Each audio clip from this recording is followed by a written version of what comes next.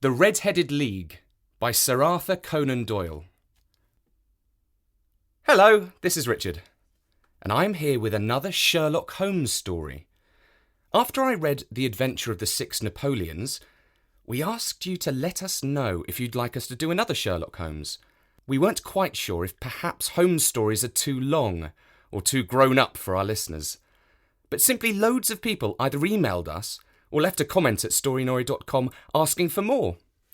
Thank you to everyone who got in touch with us. We are doing this mega recording for you. As ever, the story is told by Holmes's trusty friend, Dr. Watson. I had called upon my friend, Mr. Sherlock Holmes, one day in the autumn of last year, and found him in deep conversation with a very stout, florid-faced elderly gentleman with fiery red hair. With an apology for my intrusion, I was about to withdraw when Holmes pulled me abruptly into the room and closed the door behind me. "You could not possibly come at a better time, my dear Watson," he said cordially. "I was afraid that you were engaged." "So I am, very much so." "Then I can wait in the next room." "Not at all. This gentleman, Mr. Wilson, has been my partner and helper in many of my most successful cases, and I have no doubt that he will be of the utmost use to me in yours also."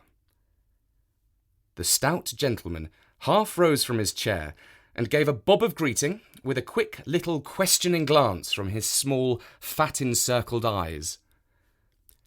"Try the settee," said Holmes, relapsing into his armchair and putting his fingertips together, as was his custom when in judicial moods. "I know, my dear Watson, that you share my love of all that is bizarre and outside the conventions and humdrum routine of everyday life. You have shown your relish for it by the enthusiasm which has prompted you to chronicle, and if you will excuse my saying so, somewhat to embellish so many of my own little adventures." "Your cases have indeed been of the greatest interest to me," I observed. "You will remember that I remarked the other day, just before we went into the very simple problem presented by Miss Mary Sutherland, that for strange effects and extraordinary combinations we must go to life itself, which is always far more daring than any effort of the imagination." A proposition which I took the liberty of doubting.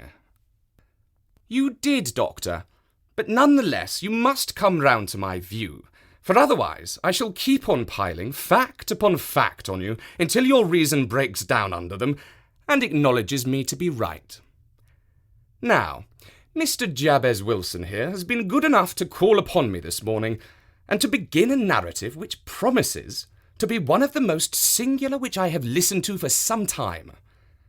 You have heard me remark that the strangest and most unique things are very often connected, not with the larger, but within the smaller crimes, and occasionally indeed where there is room for doubt whether any positive crime has been committed.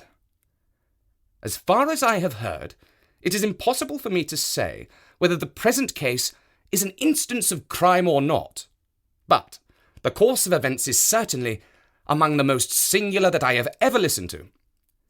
Perhaps, Mr. Wilson, you would have the great kindness to recommence your narrative.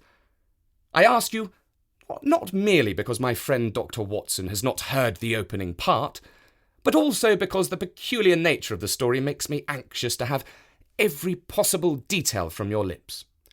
As a rule, when I have heard some slight indication of the course of events, I am able to guide myself by the thousands of other similar cases which occur to my memory. In the present instance, I am forced to admit that the facts are, to the best of my belief, unique." The portly client puffed out his chest with an appearance of some little pride, and pulled a dirty and wrinkled newspaper from the inside pocket of his greatcoat. As he glanced down the advertisement column, with his head thrust forward and the paper flattened out upon his knee, I took a good look at the man, and endeavoured, after the fashion of my companion, to read the indications which might be presented by his dress or appearance. I did not gain very much, however, by my inspection. Our visitor bore every mark of being an average, commonplace British tradesman, obese, pompous and slow. He wore rather baggy grey shepherd's check trousers, a not over-clean black frock coat unbuttoned in the front, and a drab waistcoat with a heavy brassy Albert chain, and a square, pierced bit of metal dangling down as an ornament. A frayed top hat and a faded brown overcoat with a wrinkled velvet collar lay upon a chair beside him.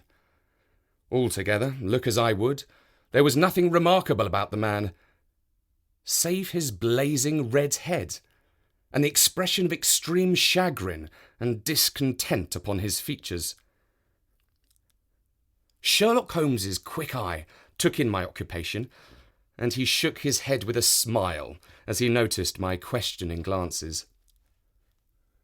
Beyond the obvious fact that he has at some time done manual labour, that he takes snuff, that he is a Freemason, that he has been in China, and that he has done a considerable amount of writing lately, I can deduce nothing else. Mr. Jabez Wilson started up in his chair, with his forefinger upon the paper, but his eyes upon my companion. How in the name of good fortune did you know all that, Mr. Holmes? He asked. How did you know, for example, that I did manual labour?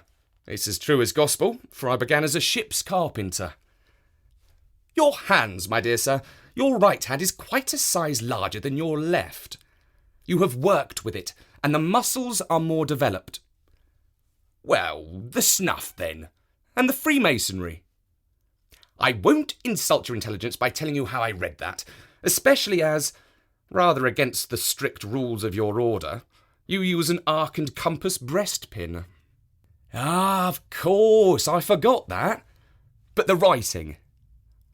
What else can be indicated by that right cuff, so very shiny for 5 inches, and the left one with the smooth patch near the elbow where you rest it upon the desk? Well, but China. The fish, which you have tattooed immediately above your right wrist, could only have been done in China.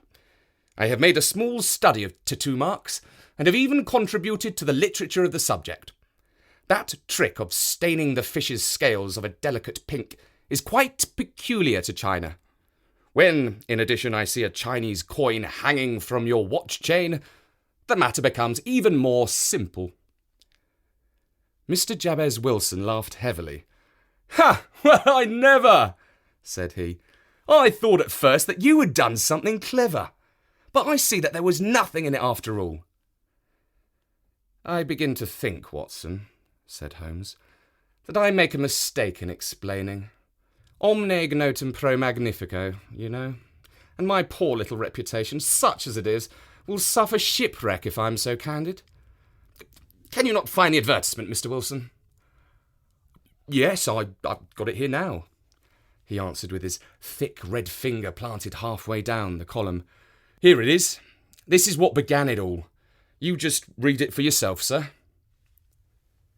I took the paper from him and read as follows. To the Red-Headed League, on account of the bequest of the late Ezekiel Hopkins of Lebanon, Penn, USA, there is now another vacancy open which entitles a member of the League to a salary of £4 a week for purely nominal services.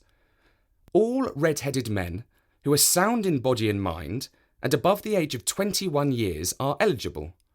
Apply in person on Monday at 11 o'clock to Duncan Ross at the offices of the League, 7 Pope's Court, Fleet Street. What on earth does this mean? I ejaculated after I had twice read over the extraordinary announcement. Holmes chuckled and wriggled in his chair, as was his habit when in high spirits. It is a little off the beaten track, isn't it? Said he. And now, Mr. Wilson, off you go at scratch and tell us all about yourself, your household, and the effect which this advertisement had upon your fortunes. You will first make a note, Doctor, of the paper and the date. It is the Morning Chronicle of April the 27th, 1890. Just 2 months ago. Very good. Now, Mr. Wilson?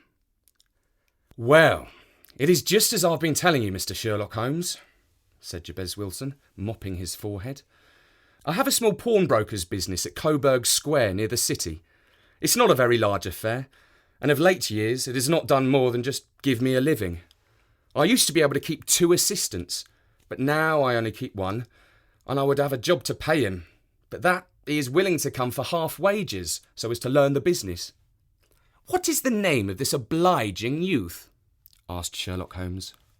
His name is Vincent Spaulding, and he's not such a youth either. It's hard to say his age. I shouldn't wish a smarter assistant, Mr. Holmes, and I know very well that he could better himself and earn twice what I'm able to give him. But after all, if he's satisfied, why should I put ideas in his head? Why indeed? You seem most fortunate in having an employee who comes under the full market price. It is not a common experience among employers in this age. I don't know that your assistant is not as remarkable as your advertisement. Oh, he has his faults too, said Mr. Wilson. Never was such a fellow for photography. Snapping away with a camera when he ought to be improving his mind, and then diving down into the cellar like a rabbit into its hole to develop his pictures. That's his main fault. But on the whole, he's a good worker. There's no vice in him. He is still with you, I presume? Yes, sir. He and a girl of 14, who does a bit of simple cooking and keeps the place clean. That's all I have in the house, for I'm a widower, never had any family. We live very quietly, sir, the 3 of us, and we keep a roof over our heads and pay our debts if we do nothing more. The first thing that put us out was that advertisement. Spaulding, he came down into the office just this day 8 weeks ago with this very paper in his hand, and he says, I wish to the Lord, Mr. Wilson, that I was a red-headed man. Why that? I asked. Why, says he, here's another vacancy on the League of the Red-Headed Men. It's worth quite a little fortune to any man who gets it, and I understand that there are more vacancies than there are men, so that the trustees are at their wits' end what to do with the money. If my hair would only change colour, here's a nice little crib all ready for me to step into. Why, what is it then? I asked. You see, Mr. Holmes, I'm a very stay-at-home man, and as my business came to me, instead of my having to go to it, I was often weeks on end without putting my foot over the doormat. In that way, I didn't know much of what was going on outside, and I was always glad of a bit of news. Have you never heard of the League of the Red-Headed Men? He asked with his eyes open. Never. Why, I wonder at that, for you're eligible yourself for one of the vacancies. And what are they worth? I asked. Oh, merely a couple of hundred a year, but the work is slight, and it need not interfere very much with one's other occupations. Well, you can easily think that made me prick up my ears, for the business has not been over good for some years, and an extra couple of hundred would have been very handy. Tell me all about it, said I.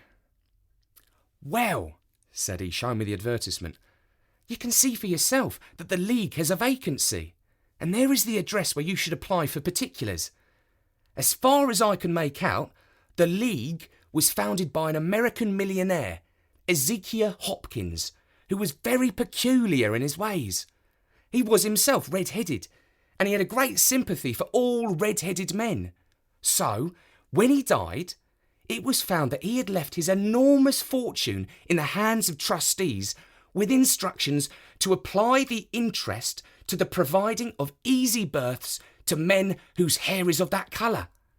From all I hear, it's splendid pay, and very little to do. But, said I, there would be millions of red-headed men who'd apply.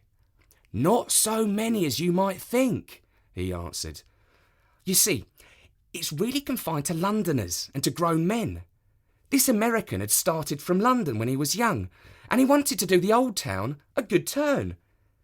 Then again, I have heard it's no use your applying if your hair is light red, or dark red, or anything but real, bright, blazing, fiery red. Now, if you cared to apply, Mr. Wilson, you'd just walk in.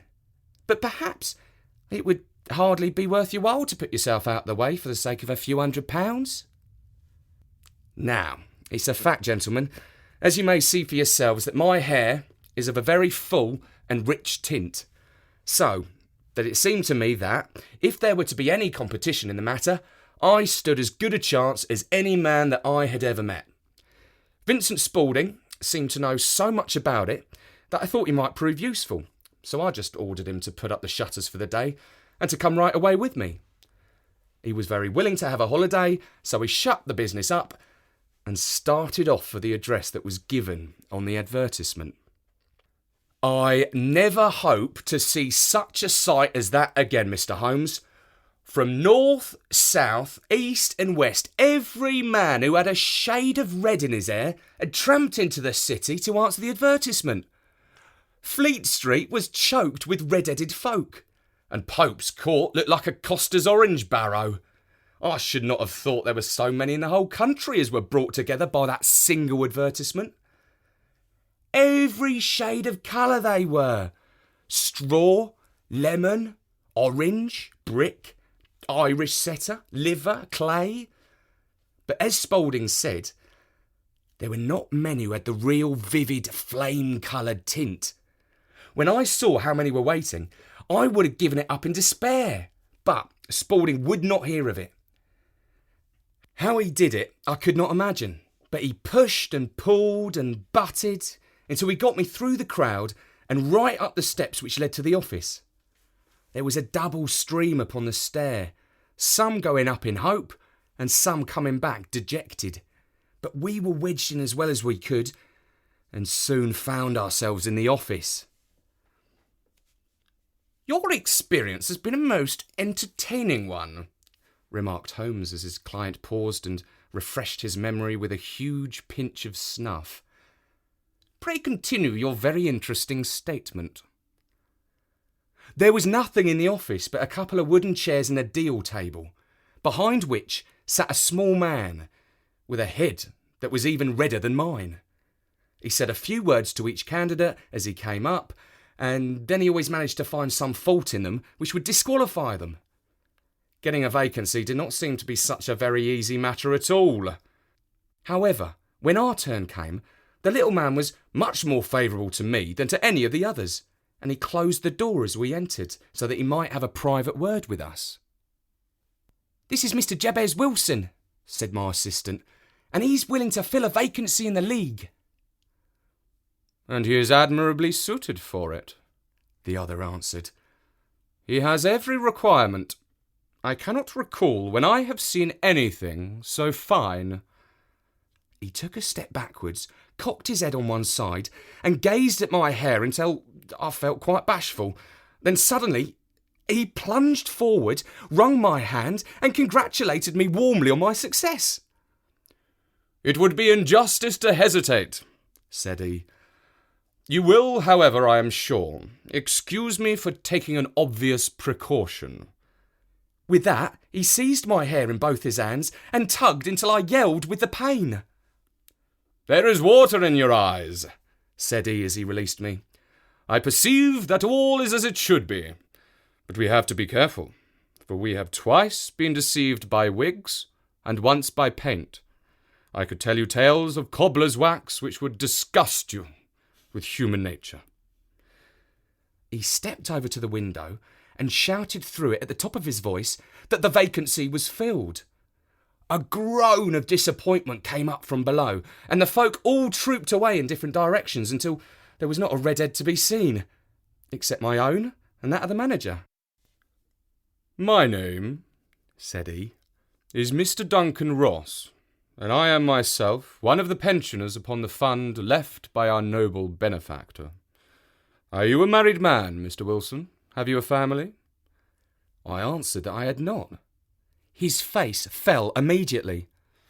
"Dear me," he said gravely, "this is very serious indeed. I am sorry to hear you say that. The fund was, of course, for the propagation and spread of the redheads, as well as for their maintenance. It is exceedingly unfortunate that you should be a bachelor." My face lengthened at this, Mr. Holmes, for I thought that I was not to have the vacancy after all. But, after thinking it over for a few minutes, He said that it'd be all right. In the case of another, said he, the objection might be fatal, but we must stretch a point in favour of a man with such a head of hair as yours. When shall you be able to enter upon your new duties? Well, it is a little awkward for other business already, said I. Oh, never mind about that, Mr. Wilson, said Vincent Spaulding. I shall be able to look after that for you. What would be the hours? I asked. 10 to 2. Now, a pawnbroker's business is mostly done of an evening, Mr. Holmes, especially Thursday and Friday evening, which is just before payday. So it would suit me very well to earn a little in the mornings. Besides, I knew that my assistant was a good man and that he would see to anything that turned up. That would suit me very well, said I. And the pay? Is £4 a week. And the work? Is purely nominal. What do you call purely nominal? Well, you have to be in the office, or at least in the building, the whole time. If you leave, you forfeit your whole position forever. The will is very clear upon that point. You don't comply with the conditions if you budge from the office during that time. It's only 4 hours a day, and I shouldn't think of leaving, said I. No excuse will avail, said Mr. Duncan Ross. Neither sickness, nor business, nor anything else. There you must stay, or you lose your billet. And the work? Is to copy out the Encyclopaedia Britannica. There is the first volume of it in that press. You must find your own ink, pens and blotting paper, but we provide this table and chair. Will you be ready tomorrow? Certainly, I answered. Then goodbye, Mr. Jabez Wilson, and let me congratulate you once more on the important position which you have been fortunate enough to gain. He bowed me out of the room, and I went home with my assistant, hardly knowing what to say or do. I was so pleased at my own good fortune. Well, I thought over the matter all day, and by evening I was in low spirits again, for I'd quite persuaded myself that the whole affair must be some great hoax or fraud, though what its object might be I couldn't imagine. It seemed altogether past belief that anyone could make such a will, or that they would pay such a sum for doing anything so simple as copying out the Encyclopaedia Britannica. Vincent Spaulding did what he could to cheer me up, but by bedtime I'd reasoned myself out of the whole thing. However, in the morning I determined to have a look at it anyhow, so I bought a penny bottle of ink, and with a quill pen and 7 sheets of foolscap paper, I started off for Pope's Court. Well, to my surprise and delight, everything was as right as possible. The table was set out ready for me, and Mr. Duncan Ross was there to see that I got fairly to work. He started me off upon the letter A, and then he left me, but he would drop in from time to time to see that everything was all right with me. At 2 o'clock, he bade me good day, complimented me upon the amount that I'd written, and locked the door of the office after me. This went on day after day, Mr. Holmes, and on Saturday the manager came in and planked down 4 golden sovereigns for my week's work. It was the same next week and the same the week after. Every morning I was there at 10, and every afternoon I left at 2. By degrees, Mr. Duncan Ross took to coming in only once of a morning, and then after a time he didn't come at all. Still, of course, I never dared to leave the room for an instant, for I was not sure when he might come, and the billet was such a good one and suited me so well that I wouldn't risk the loss of it. 8 weeks passed away like this, and I'd written about abbots and archery and armour and architecture and Attica, and hoped with diligence that I might get onto the bees before very long. It cost me something in foolscap, and I'd pretty nearly filled a shelf with my writings. And then, suddenly, the whole business came to an end. To an end? Yes, sir, and no later than this morning. I went to my work as usual at 10 o'clock, but the door was shut and locked, with a little square of cardboard hammered onto the middle of the panel with a tack. Here it is, you can read it for yourself. He held up a piece of white cardboard, about the size of a sheet of notepaper. It read in this fashion: The Red-Headed League is dissolved. October the 9th, 1890. Sherlock Holmes and I surveyed this curt announcement and the rueful face behind it, until the comical side of the affair so completely overtopped every other consideration that we both burst out into a roar of laughter. "I cannot see there is anything very funny," cried our client, flushing up to the roots of his flaming head. "If you can do nothing better than laugh at me, I can go elsewhere." "No, no," cried Holmes, shoving him back into the chair from which he had half risen. "I really wouldn't miss your case for the world. It is most refreshingly unusual. But there is, if you will excuse my saying so, something just a little funny about it.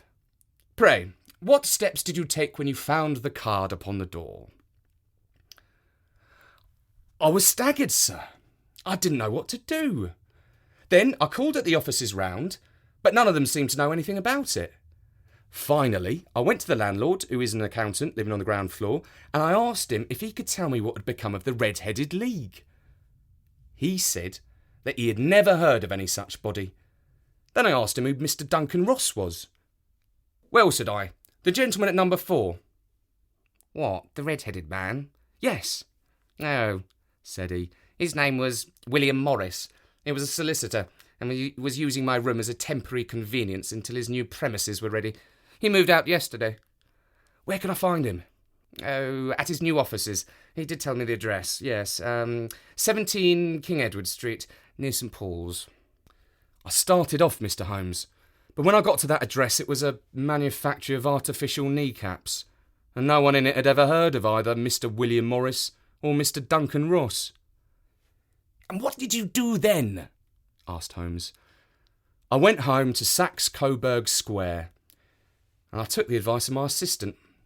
But he could not help me in any way. He could only say that if I waited I should hear by post. But that wasn't quite good enough, Mr. Holmes. I did not wish to lose such a place without a struggle. So, as I had heard that you were good enough to give advice to poor folk who were in need of it, I came right away to you." "And you did very wisely," said Holmes. "Your case is an exceedingly remarkable one, and I shall be happy to look into it. From what you have told me, I think that it is possible that graver issues hang from it than might at first sight appear."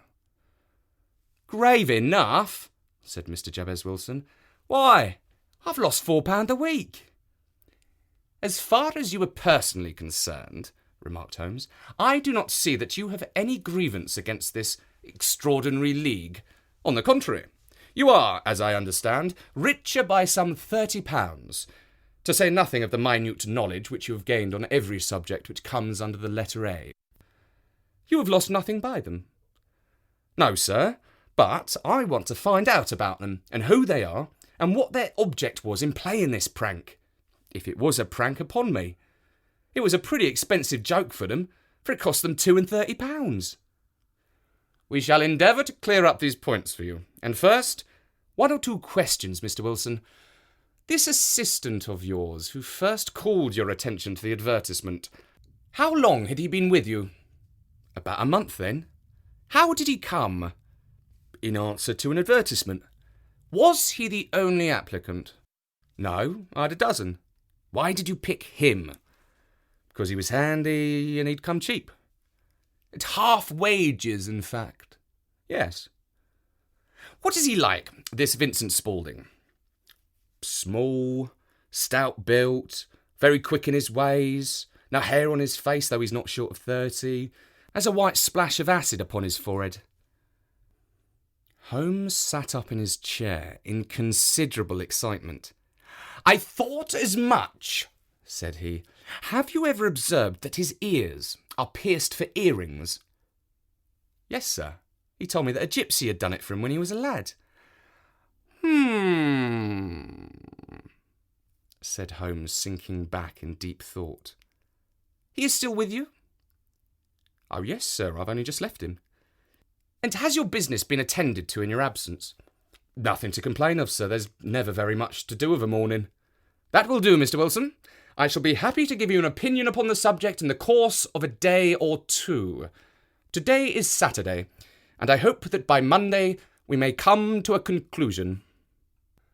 "Well, Watson, said Holmes when our visitor had left us. "What do you make of it all?" "I make nothing of it," I answered frankly. "It is a most mysterious business." "As a rule," said Holmes, "the more bizarre a thing is, the less mysterious it proves to be. It is your commonplace featureless crimes which are really puzzling, just as a commonplace face is the most difficult to identify. But I must be prompt over this matter." "What are you going to do then?" I asked. "To smoke," he answered. "It is quite a three-pipe problem, and I beg that you won't speak to me for 50 minutes. He curled himself up in his chair, with his thin knees drawn up to his hawk-like nose, and there he sat with his eyes closed and his black clay pipe thrusting out like the bill of some strange bird. I had come to the conclusion that he had dropped asleep, and indeed was nodding myself, when he suddenly sprang out of his chair with the gesture of a man who had made up his mind, and put his pipe down upon the mantelpiece. "Sarasate plays at the St. James's Hall this afternoon," he remarked. "What do you think, Watson? Could your patient spare you for a few hours?" "I have nothing to do today. My practice is never very absorbing." "Then, put on your hat and come. I am going through the city first, and we can have some lunch on the way.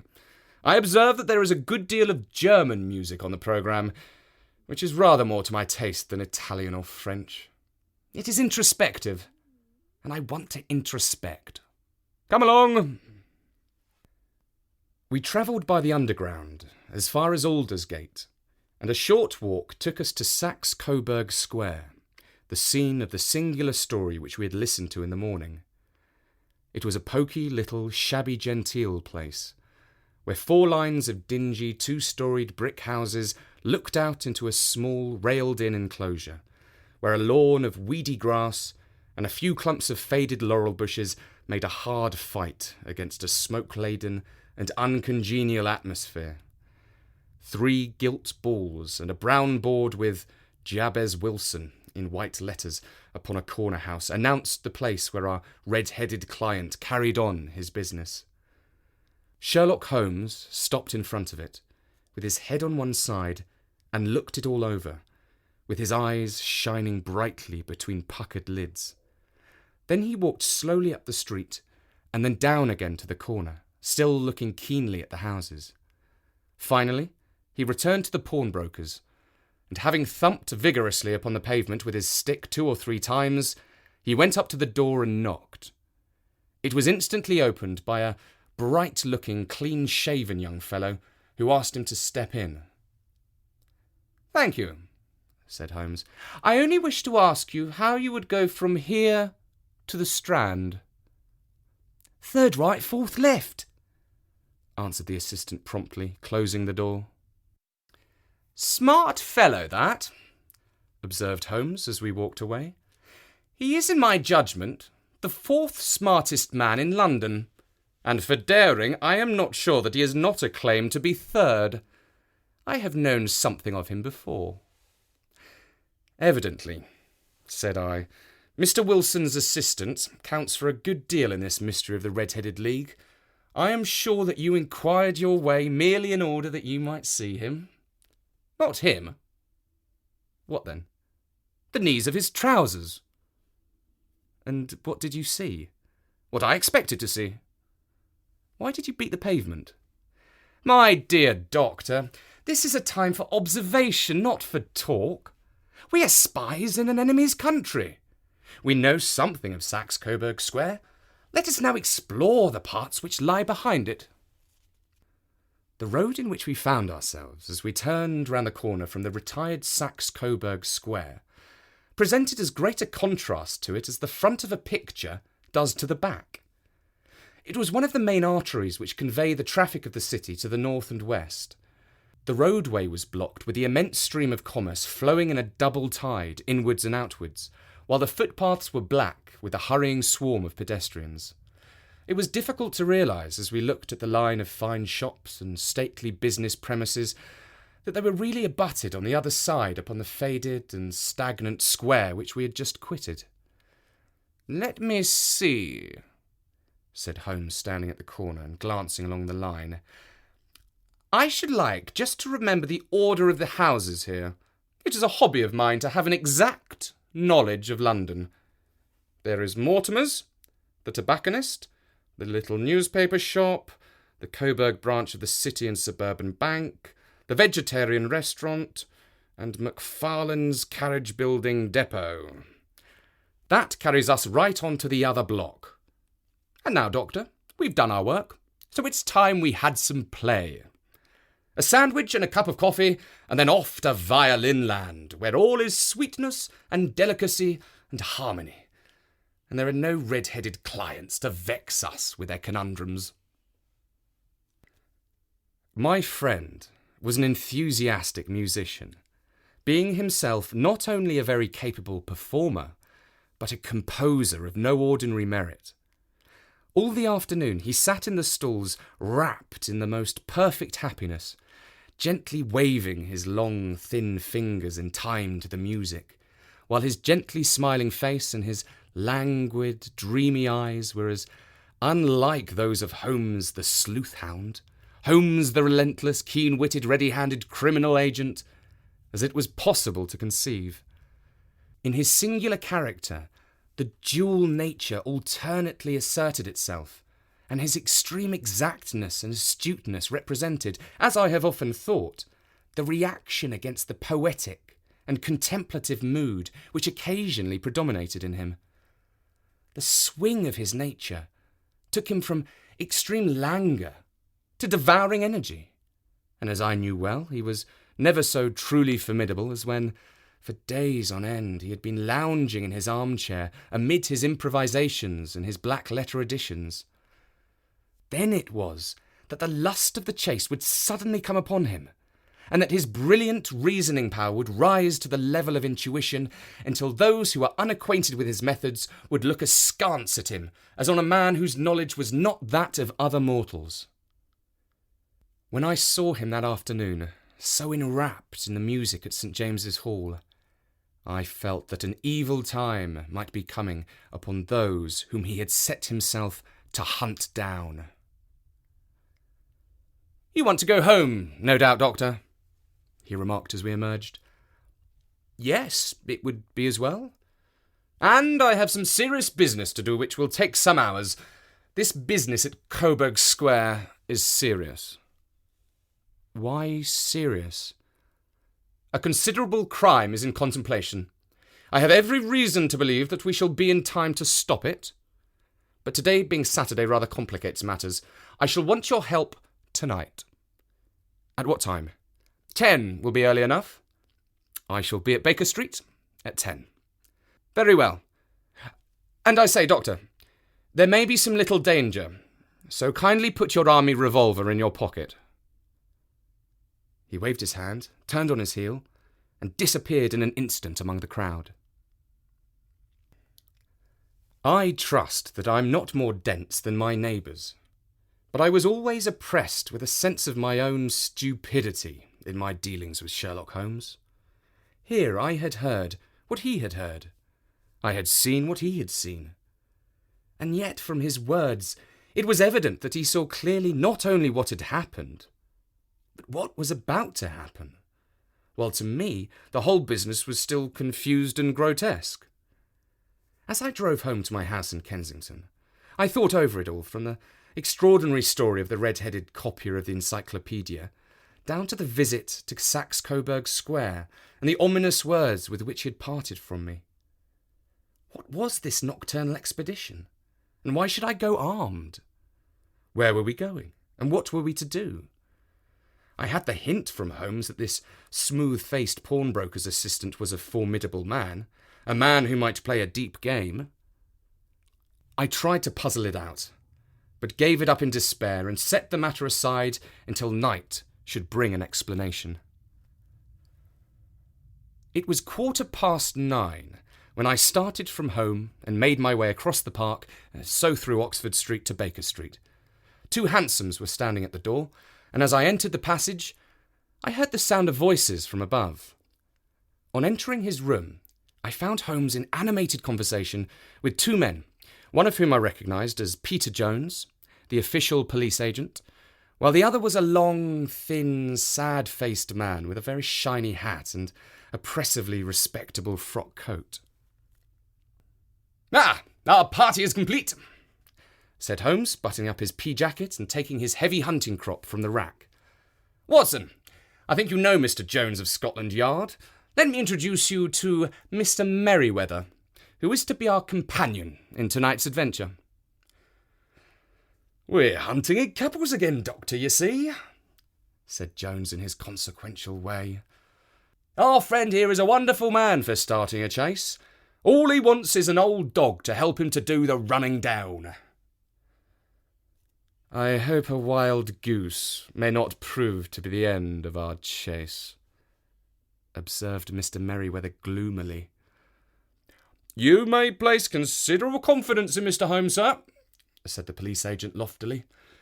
"He has his own little methods, which are, if you won't mind my saying so, just a little too theoretical and fantastic. But he has the makings of a detective in him.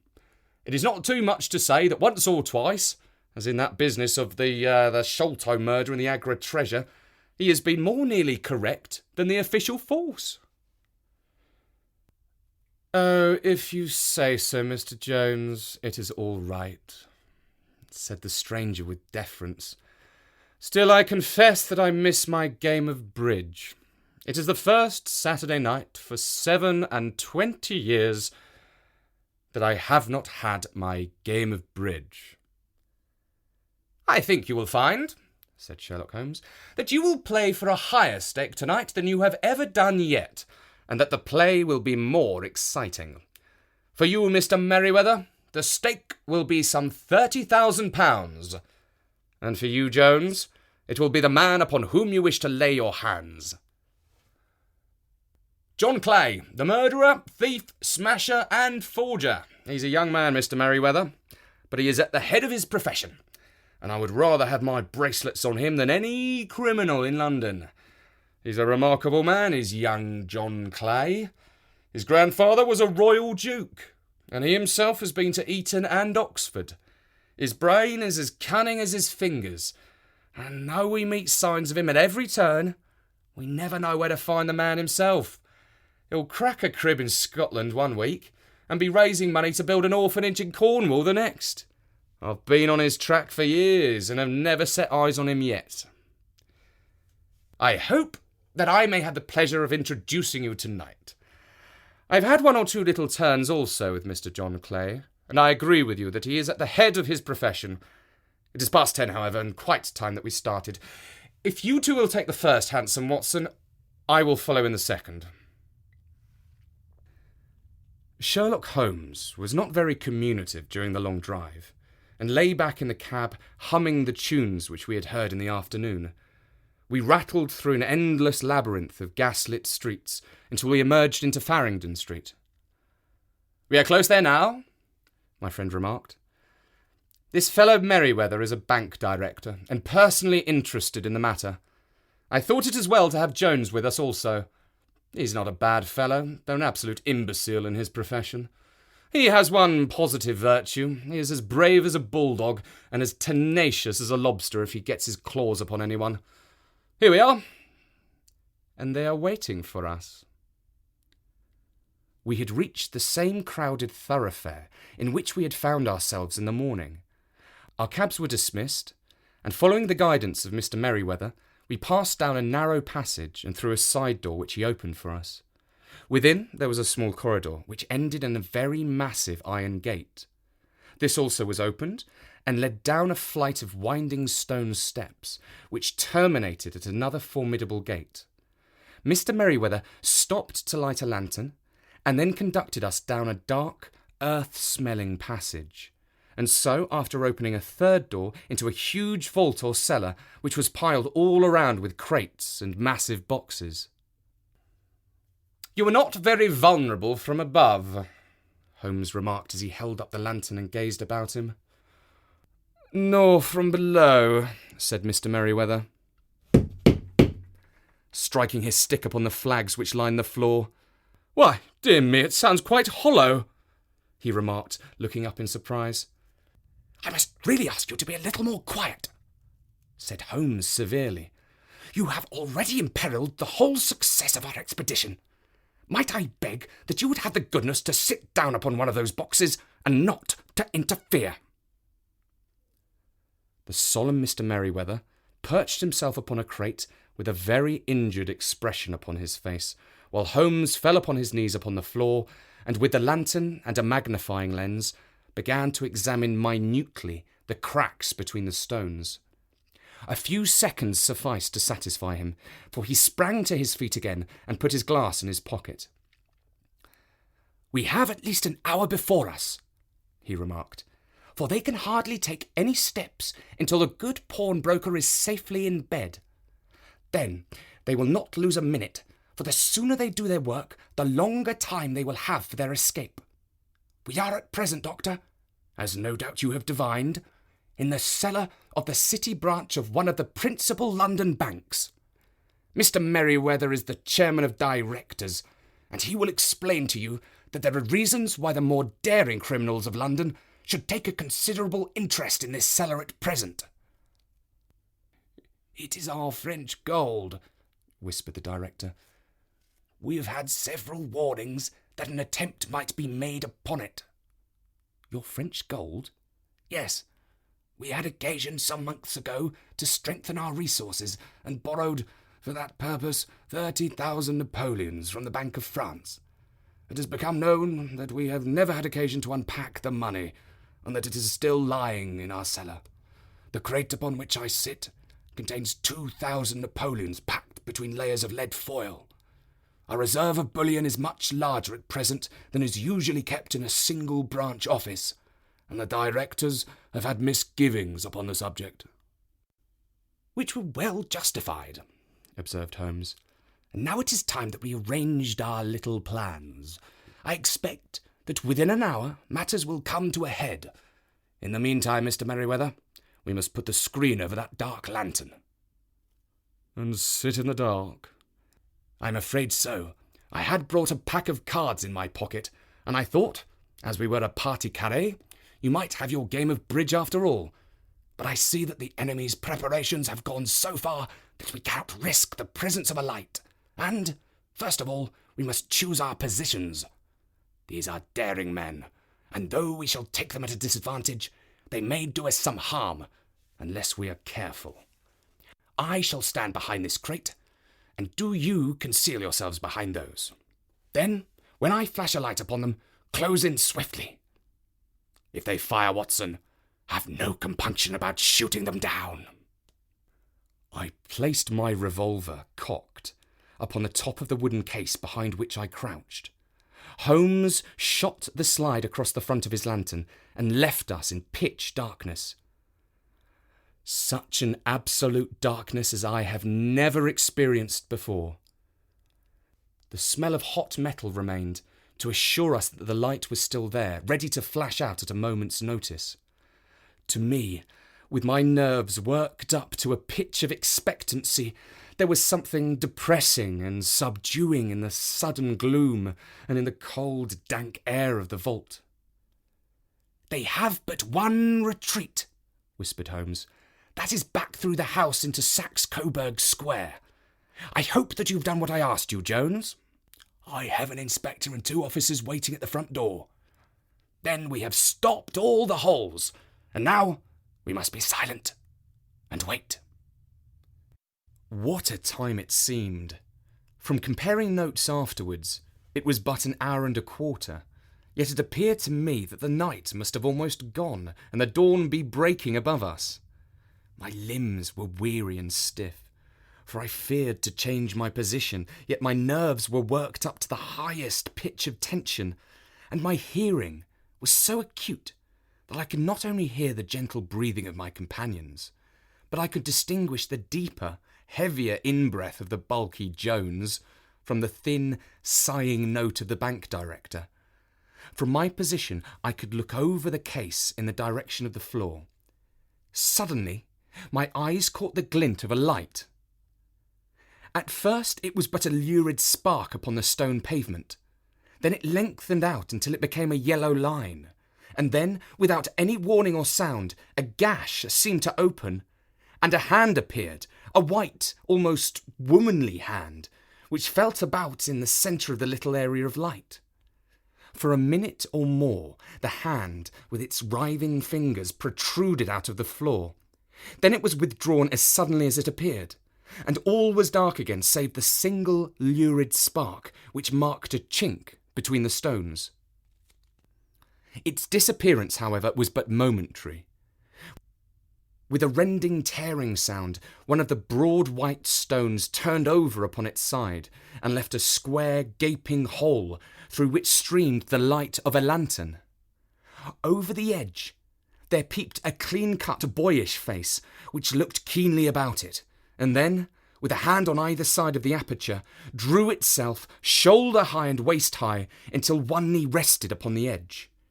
In another instant, he stood at the side of the hole and was hauling after him a companion, lithe and small like himself, with a pale face and a shock of very red hair. "It's all clear," he whispered. "Have you the chisel and the bags?" "Great Scott, jump, Archie, jump, and I'll swing for it!" Sherlock Holmes had sprung out and seized the intruder by the collar. The other dived down the hole, and I heard the sound of rending cloth as Jones clutched at his skirts. The light flashed upon the barrel of a revolver, but Holmes's hunting crop came down on the man's wrist, and the pistol clinked upon the stone floor. "It's no use, John Clay," said Holmes blandly. "You have no chance at all." "So I see," the other answered with the utmost coolness. "I fancy that my pal is all right, though I see you have got his coat-tails." "There are 3 men waiting for him at the door," said Holmes. "Oh, indeed. You seem to have done the thing very completely. I must compliment you." "And I you," Holmes answered. "Your red-headed idea was very new and effective." "You'll see your pal again presently," said Jones. "He's quicker at climbing down holes than I am. Just hold out while I fix the derbies." "I beg that you will not touch me with your filthy hands," remarked our prisoner as the handcuffs clattered upon his wrists. "You may not be aware that I have royal blood in my veins. Have the goodness also, when you address me, always to say sir and please." "All right," said Jones with a stare and a snigger. "Well, would you please, sir, march upstairs where we can get a cab to carry your highness to the police station?" "That is better," said John Clay serenely. He made a sweeping bow to the 3 of us and walked quietly off in the custody of the detective. "Really, Mr. Holmes," said Mr. Merryweather as we followed them from the cellar, "I do not know how the bank can thank you or repay you. There is no doubt that you have detected and defeated in the most complete manner one of the most determined attempts at bank robbery that have ever come within my experience." "I have had 1 or 2 little scores of my own to settle with Mr. John Clay," said Holmes. "I have been at some small expense over this matter, which I shall expect the bank to refund. But beyond that, I am amply repaid by having had an experience which is in many ways unique, and by hearing the very remarkable narrative of the Red-Headed League." "You see, Watson," he explained in the early hours of the morning as we sat over a glass of whisky and soda in Baker Street, "it was perfectly obvious from the first that the only possible object of this rather fantastic business of the advertisement of the League and the copying of the encyclopaedia must be to get this not over-bright pawnbroker out of the way for a number of hours every day. It was a curious way of managing it, but really, it would be difficult to suggest a better. The method was no doubt suggested to Clay's ingenious mind by the colour of his accomplice's hair. The £4 a week was a lure which must draw him, and what was it to them who were playing for thousands? They put in the advertisement. One rogue has the temporary office. The other rogue incites the man to apply for it. And together, they manage to secure his absence every morning in the week. From the time that I heard of the assistant having come for half wages, it was obvious to me that he had some strong motive for securing the situation. But how could you guess what the motive was? Had there been women in the house, I should have suspected a mere vulgar intrigue. That, however, was out of the question. The man's business was a small one, and there was nothing in his house which could account for such elaborate preparations and such an expenditure as they were at. It must then be something out of the house. What could it be? I thought of the assistant's fondness for photography, and his trick of vanishing into the cellar. The cellar! There was the end of this tangled clue. Then I made inquiries as to this mysterious assistant, and found that I had to deal with one of the coolest and most daring criminals in London. He was doing something in the cellar, something which took many hours a day for months on end. What could it be once more? I could think of nothing else, save that he was running a tunnel to some other building. So far I had got when we went to visit the scene of action. I surprised you by beating upon the pavement with my stick. I was ascertaining whether the cellar stretched out in front or behind. It was not in front. Then I rang the bell and, as I hoped, the assistant answered it. We have had some skirmishes, but we have never set eyes upon each other before. I hardly looked at his face. His knees were what I wished to see. You must yourself have remarked how worn, wrinkled, and stained they were. They spoke of those hours of burrowing. The only remaining point was what they were burrowing for. I walked around the corner, saw that the City and Suburban Bank abutted on our friend's premises, and felt that I had solved my problem. When you drove home after the concert, I called upon Scotland Yard and upon the chairman of the bank directors, with the result that you have seen. And how could you tell that they would make their attempt tonight? I asked. Well, when they closed their league offices, that was a sign that they cared no longer about Mr. Jabez Wilson's presence. In other words, they had completed their tunnel. But it was essential that they should use it soon as it might be discovered, or the bullion might be removed. Saturday would suit them better than any other day, as it would give them 2 days for their escape. For all these reasons, I expected them to come tonight. You reasoned it out beautifully, I exclaimed in unfeigned admiration. It is so long a chain, and yet every link rings true. It saved me from my ennui, he answered, yawning. Alas, I already feel it closing in upon me. My life is spent in one long effort to escape from the commonplaces of existence. These little problems help me to do so.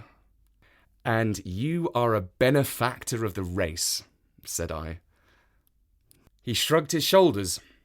Well, perhaps, after all, it is of some little use, he remarked. L'homme c'est rien, l'œuvre c'est tout. As Gustave Flaubert wrote to George Sand, the man is nothing, the work is everything. And that was The Red-Headed League by Sir Arthur Conan Doyle. And I will tell you something you probably don't know, because you can't see me. I have red hair, but nobody has ever asked me to join a club for redheads. If they do, I'll be a bit suspicious now that I know this story. Drop by soon at storynori.com. For now, from me, Richard, goodbye.